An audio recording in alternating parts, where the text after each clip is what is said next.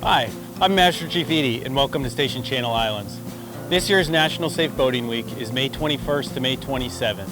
In support of this campaign, our crew here at Station Channel Islands would like to share some safe boating tips to help you stay safe on the water.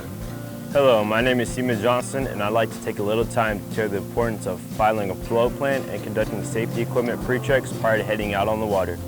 Why should you take the time to create a float plan? There are just too many known facts that need to be accurately remembered for the safety of your crew and yourself in case of an emergency situation. A float plan provides friends or family with important information for first responders in case of an emergency. A float plan is a simple task that will make the difference for safe boating. A great tool is the Coast Guard Boating Safety mobile app found in the mobile app store. Another important tool to safe boating is verifying all of your safety equipment is on board and serviceable.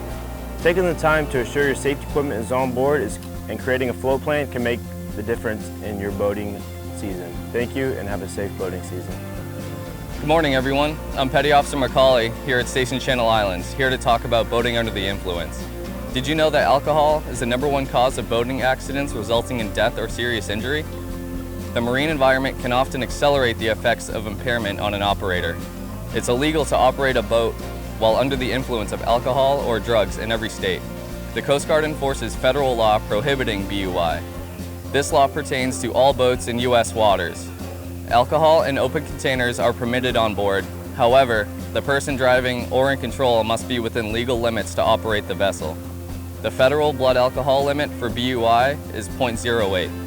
Good practice for staying safe is to drink responsibly and have a designated operator. Thank you and stay safe out there. Hi, my name is Seaman Shea and I'm with Coast Guard Station Channel Islands, and I'm here to talk about the importance of life jackets. Always have a properly sized Coast Guard approved personal flotation device with you at all times. In addition, you need to have one for every passenger on board your vessel. If you do have a child under the age of 13, they need to wear theirs at all times while on board the vessel. Additionally, if you are kayaking or paddleboarding, you need to carry one with you at all times as well. Thank you and stay safe. Hi, I'm Petty Officer Escada, and I'm here to talk about fire extinguishers generally on board vessels. Fire extinguishers come in all shapes and sizes and typically have a lifespan of 10 years. Fire extinguishers should be placed in plain view and unobstructed. They should be inspected regularly, and the following items should be looked at. Ensure the pressure indicator arrow is within the green portion, the locking pin should be in place, and the discharge nozzle is clean and free of obstruction. Check for any corrosion, leakage, or physical damage. If any discrepancies are noted, we recommend following the manufacturer's instructions and replace as needed. Thank you and have a great boating season. Hi, my name is Petty Officer Cantrell. I'm here to talk about the importance of having distress flares on your vessel. All vessels operating outside the harbor or offshore are required to carry both day and night distress signals on board. Fortunately, flares count as both. Vessels are required to carry a minimum of 3 flares on board. It's also important to make sure your flares are not expired.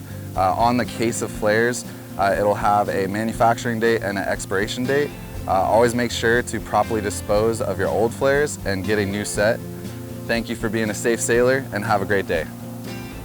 Thanks for joining us, and we're looking forward to seeing you on May 21st for our open house in support of National Safe Boating Week.